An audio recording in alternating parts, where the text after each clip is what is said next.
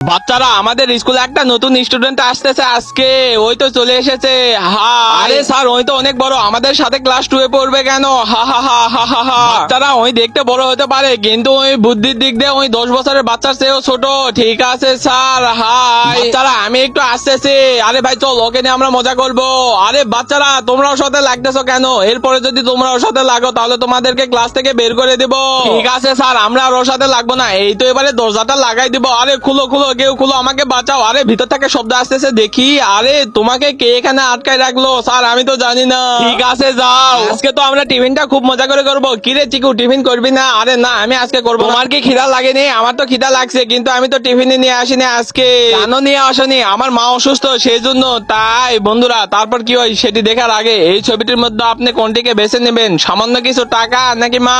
আমার মতো যারা মাকে বেছে নেবেন তারা এই ভিডিওটিতে লাইক করে চ্যানেলটি সাবস্ক্রাইব করে দিন, আর পারলে কমেন্ট আই লাভ মালিকে যান। এই নাও, তুমি আমার টিফিনটা খেয়ে নাও। ধন্যবাদ। এই নাও তোমার টিফিন বক্সটা। আর আমাকে পারলে মাফ করে দিও, আমার ভুল হয়ে গেছে। আমি তো তোমাকে অনেক বিরক্ত করছি। আরে সমস্যা নাই, আমরা তো বন্ধু। হ্যাঁ।